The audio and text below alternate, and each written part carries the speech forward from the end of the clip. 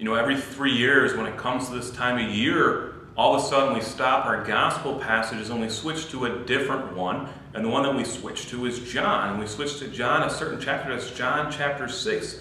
And this is the bread of life discourse. So for the next 5 weeks, what we are going to do is we're going to spend time at Mass, of course, reading the Gospel of John chapter 6. It will start off this week, and it's the multiplication of the loaves and the fishes. And it will continue to go and go and go for the next 5 weeks. And it's just beautiful. This is Jesus is the bread of life. Whoever eats of me will live forever. The Eucharist, this is amazing, this is awesome, and this is one of the reasons why we do this, because the Eucharist is amazing. As we say, the Eucharist is the source and summit of our life.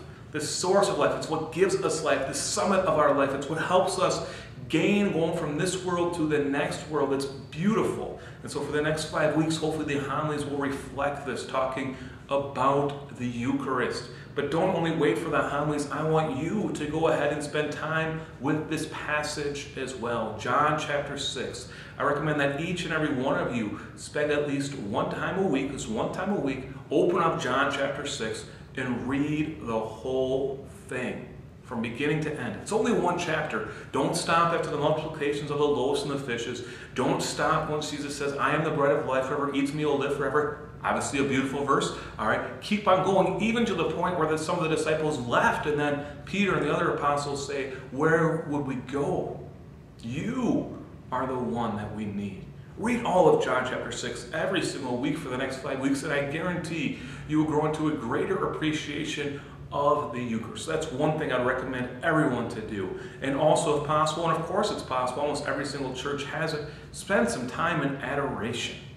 Do it. All right? If you're here at St. Ambrose, you know, right now as I'm making this video, 50 yards away, Eucharistic adoration is going on. Every Friday, from after the 8 o'clock morning Mass until 9 o'clock at night, we have adoration in the daily chapel. And on Sundays as well, from 1 o'clock to 4:45.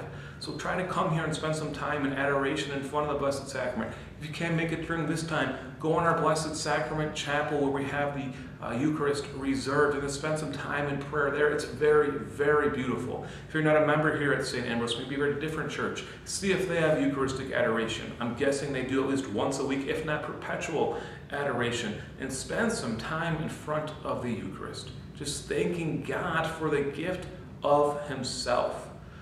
There's a certain priest, a certain saint, and I forget his name. I have it in my notes for one of the homilies I'll be giving on John chapter 6. But he says about the Eucharist, it is not that I cannot believe that the bread and wine are turned into the body and blood of Christ. It's God. He can do anything.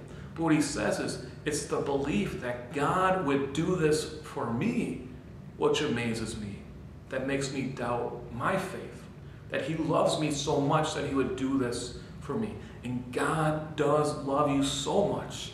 And in the Eucharist, we are able to receive Him. So these next 5 weeks, let's really spend some time in prayer, just learning more about the Eucharist.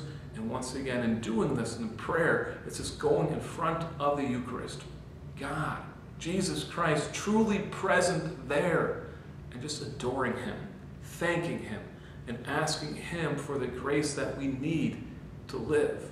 Remember, whoever eats of this bread will live forever. So of course, come to Mass and receive the Eucharist, but also spend some time in prayer. Read John chapter 6 once a week, and try to spend some time in adoration.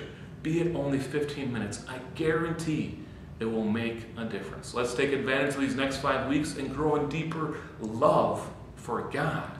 And of course, God, truly present in the Eucharist. What better place to pray? God bless. Have a good week. Bye.